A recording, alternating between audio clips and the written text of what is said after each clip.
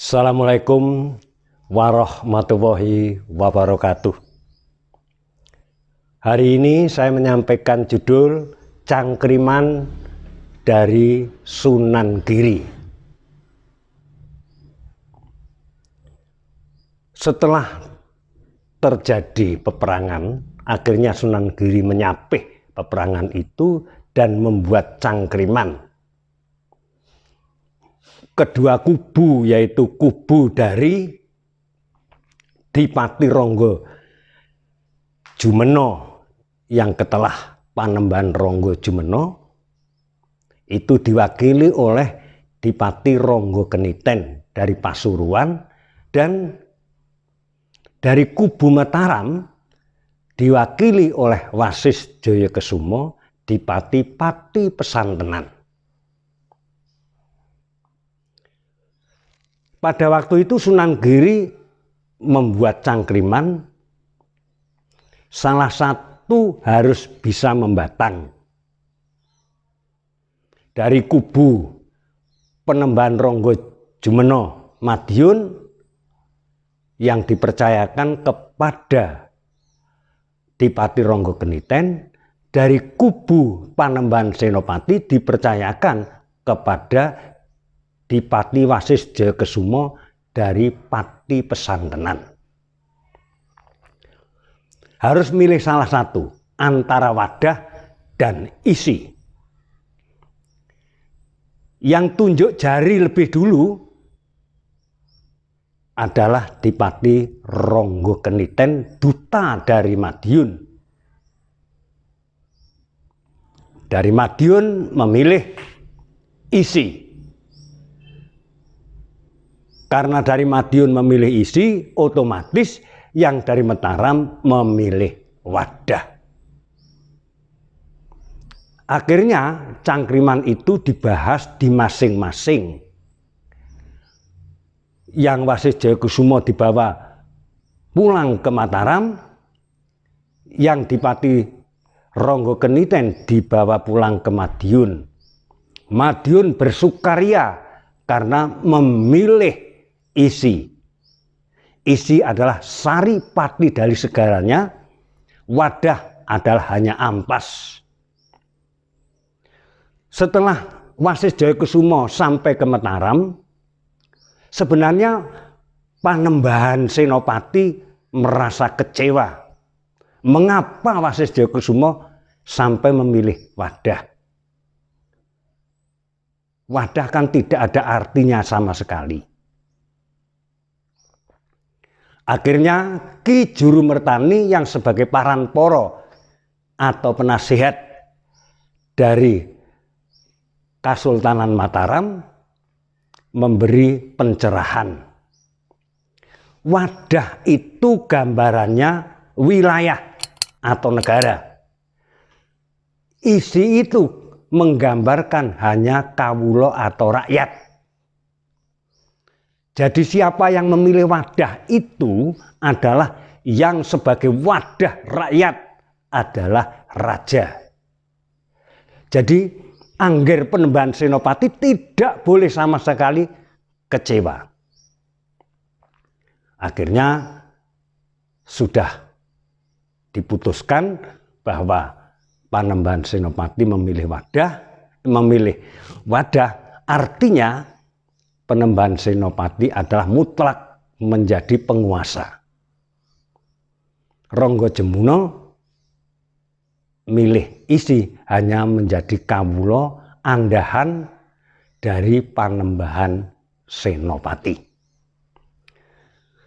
Saat itu Sunan Giri yang wicaksono itu melihat legowonya Panembahan Ronggo Jumeno,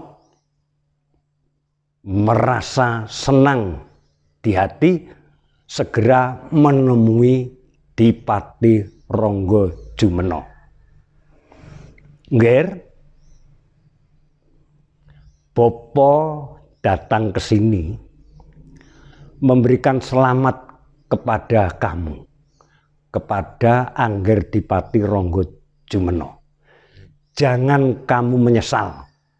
memang cangkriman wadah dan isi, wadah itu memang gambaran negara atau wilayah atau raja. Isi adalah gambaran rakyat. Jadi angger Panembahan Ronggo, saya mohon legowo itu harus sampai hati yang sebenarnya. Jangan ada kemurkaan, dan putra daripada Ronggo Jumeno sudah mukti wibowo di Mataram menjadi istri dari Panembahan Senopati. Itu jumbuh dengan kejadian-kejadian yang dialami oleh peristiwa yang telah dilalui. Seperti Panembahan Senopati ngutus duta sebagai senopati perempuan, yaitu Nyai Adisoro. Ternyata Nyai Adisoro niatnya nyelong untuk mengambil pusaka Kiai Kolo Gumarang. Dia sebagai rantai emas untuk nyelong di Pati Ronggo. Ternyata pusakanya tidak bisa dibawa, hanya bisanya membawa wrongko atau wadah. Itu saja sudah pertanda. Akhirnya wrongko itu diaturkan kepada Panembahan Senopati. Di Pati Ronggo Jemuno, utusan Senopati Genti perempuan untuk membalas niatnya, untuk membalas Mataram ngecul senopati wanita. Madiun juga melepas senopati wanita, yang dilepas adalah putri daripada Panembahan Ronggo Jumeno. Ternyata malah katrem, dia sudah membawa pusaka ligan, akhirnya malah masuk dalam wrongkonya. Dan putri dari Madiun sudah dalam bekapannya Panembahan Senopati sambil memasukkan curigo yang ligan itu. Jadi jangan kecewa, jangan gelo. Karena apa? Karena memang Mataram mendapat wahyu anugerah dari pangeran. Sudah ditentukan bahwa Mataram adalah yang akan mengendalikan tanah Jawa. Panembahan Senopati lah yang menjadi raja di Mataram. Beliau tidak mau bergelar sultan. Beliau hanya cukup disebut Panembahan. Dan perlu diketahui, walaupun Panembahan Ronggo Jumeno itu punya pusaka yang sangat ampuh, yaitu pusaka Kiai Kolo Gumarang,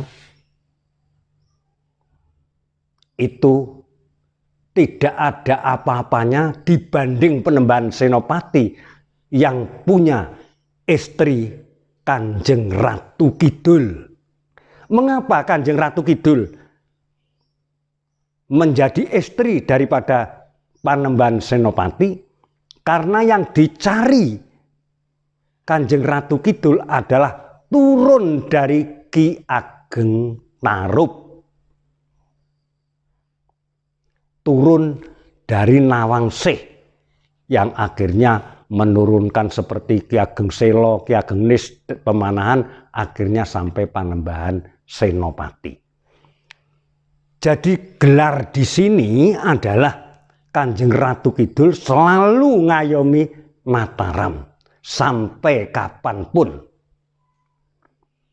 Oleh sebab itu Panembahan Ronggo Jumeno harus legowo.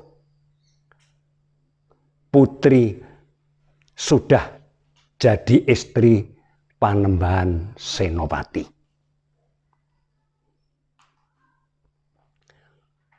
Wawasan dari Sunan Giri menjadikan adem ayem dalam penggalih Ronggo Jumeno, yang akhirnya Ronggo Jumeno tetap setia tuhu dengan Panembahan Senopati sebab sudah selaras dengan apa yang disampaikan oleh putrinya, yaitu besok kalau punya menantu diharapkan morotuwo bersujud kepada menantunya.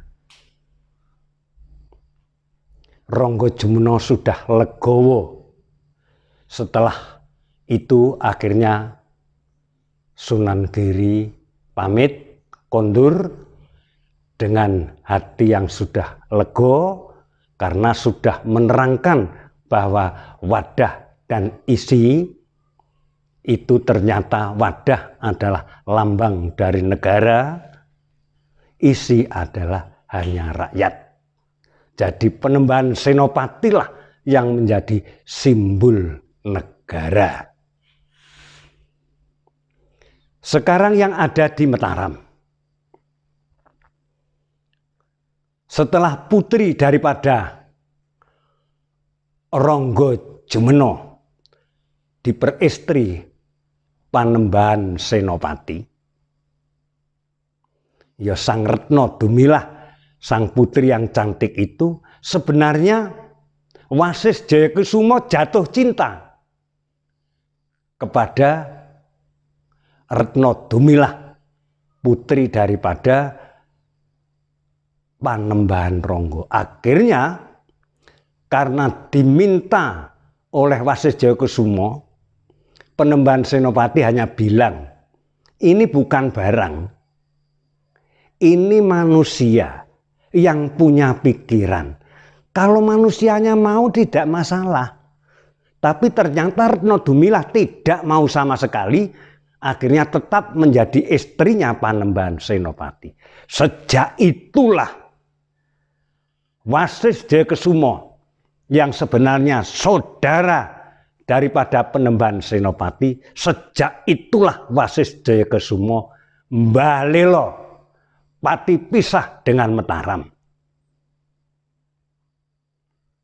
Walaupun sudah diberi petunjuk, diberi wewarah andaran dari Panembahan Senopati, tetapi tetap Wasis Jayakusumo akan melawan Mataram. Karena dia sakit hati Retno Dumilah yang menjadi incerannya. Wasis Jayakusumo ternyata menjadi istri Panembahan Senopati. Demikian juga Paranporo dari Mataram, yaitu Ki Juru Mertani, yang sebagai penasihat sudah menasihati supaya jangan seperti itu antara Wasis Jayakusumo dan Danang Sutawijaya. Dulu sama-sama menjadi putra Sultan Pajang Hadiwijaya. Jangan begitulah dipandang dari orang lain. Wah, tidak bisa mengatur keluarganya sendiri. Wasis, kamu jangan seperti itu. Paranporo dari Mataram, Ki Juru Mertani sudah menasihati, tapi Wasis Jayakusumo tetap tidak mau. Akhirnya Ki Juru Mertani seperti bersabda, lah kok seperti hatinya hewan, seperti Pragulo saja, seperti lembu, seperti sapi. Sejak itulah Wasis Jayakusumo tidak pernah menginjak Mataram dan menyusun kekuatan untuk melawan Mataram. Panembahan Senopati sebenarnya tidak mentolo kalau melawan adiknya, yaitu Wasis Jayakusumo. yang sama-sama dulu bapaknya juga berjuang untuk babat alas Mentaok sehingga menjadi kota Praja Mataram, dan juga dengan adanya Penemban Senopati mendapat anugerah bumi pati juga sudah diberikan kepada Wasis Jayakusumo. Tetapi karena hati Wasis Jayakusumo yang seperti Pragolo, akhirnya Wasis Jayakusumo tetap Mbalelo. Jadi cangkriman daripada Sunan Giri antara wadah dan isi sudah terjawab. Sunan Giri seorang wali yang wicaksana memberi cangkriman ternyata benar. Akhirnya Sunan Giri tetap menjadi sesembahan daripada Panembahan Senopati dan warga Mataram, serta juga menjadi pencerahan atau paranporo dari keluarga besar Ronggojemuno dari Madiun. Gara-gara Retno Dumilah, Wasis Jayakusumo tetap Mbalelo. Kiranya hanya itu yang bisa saya sampaikan. Semoga dengan adanya Wasis Jayakusumo Mbalelo itu juga nanti di saat-saat tertentu juga akan saya sampaikan. Tapi hari ini kita cukupi sekian saja, dan mudah-mudahan berkenan di hati Bapak Ibu semuanya. Billahi taufiq wal hidayah. Wassalamualaikum warahmatullahi wabarakatuh.